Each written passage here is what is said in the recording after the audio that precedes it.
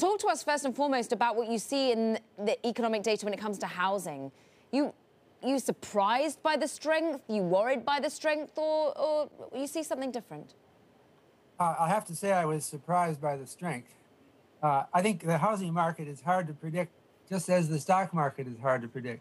It has more momentum than the stock market, but it's still driven by psychological factors. So somehow the COVID-19 experience has boosted our demand for housing, and the supply isn't up there to match that. So we have home price increases, and eventually I think there'll be a supply response, and there'll be more houses built, and the prices will ease a little. But right now, it is still a very strong market. So, Professor, though, when you look at the current market and the current market conditions, factoring in the low rate environment here, are there any parallels you can draw to this housing boom we're seeing today and anything that's happened into the past, at least for those folks out there who are trying to figure out how all this may end? Well, I would take a parallel going way back to 1926. That was 3 years before the stock market peak, and it was concentrated in Florida, and it was based on a narrative about Florida being the new destination now that we have automobiles, and it will be a fantastic investment. That crashed in 27, and it was kind of a model that people had in mind for the stock market 3 years later. That is the most dramatic example because it was talked about in 29. So we could also talk about the strong peak in the market in 2006. That's much more recent. But it is another example that we have in mind that ended badly. But I think people think that the mortgage industry has been fixed. Regulation has increased, and it's not quite as big a threat as it was in 2006. Is inflation as big of a threat this time around? Well, this is an interesting thing. I'm trying to think about. Well, if you go back to the 1970s, or thereabouts, when we had double-digit inflation, it was viewed by the people then as the biggest problem facing the country. And it was viewed with anger. It was blamed by many people on labor unions. And it led to, because labor unions were pushing wages up and that forced prices up. That was the story. And it led to the Reagan Revolution. It helped bring Ronald Reagan and his landslide victory to be president.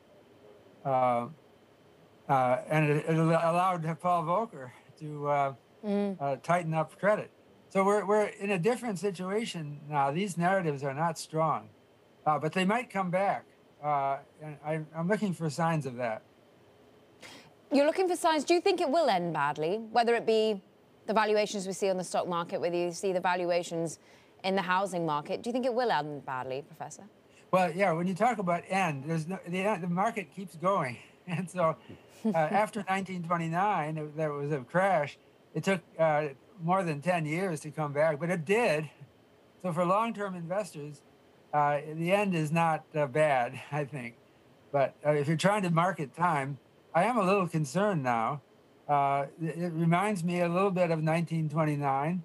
I don't mean to be alarmist by that. I read history, you know, and in the late 1920s, the market just kept going up, and people were saying it's too expensive, but it just kept going up. Yeah.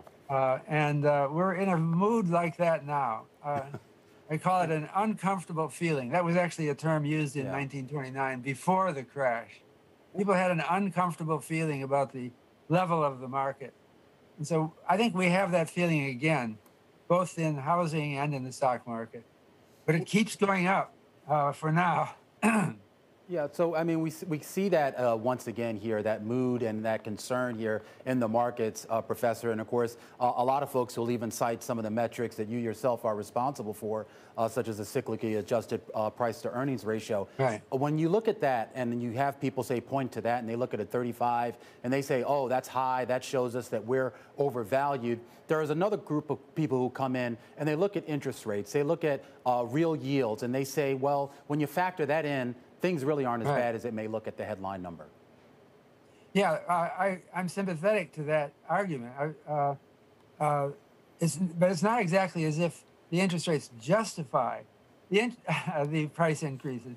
But as an alternative, they're not that much, they're not better in terms of expected return.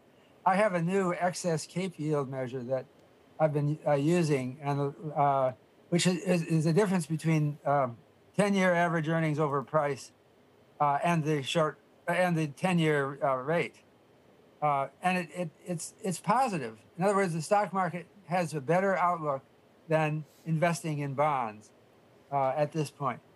Bonds are overpriced, you might say, not reflecting the real outlook for inflation. Interesting. Are they overpriced across the curve, or are you thinking triple C's credit under 500 basis points over treasuries is the junkiest of junk, where you really see the overpriced portion of credit right now? Yeah, I'm not analyzing the different ratings.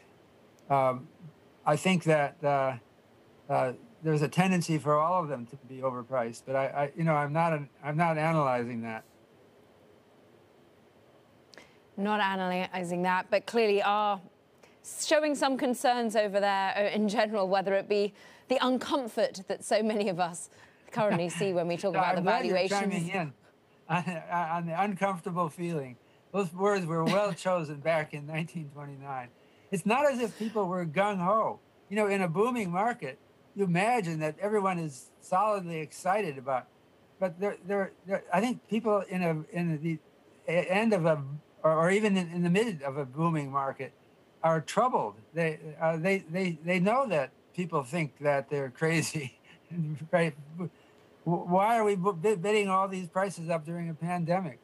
It feels uncomfortable. But on the other hand, you don't want to be left out. That's FOMO, fear of missing out.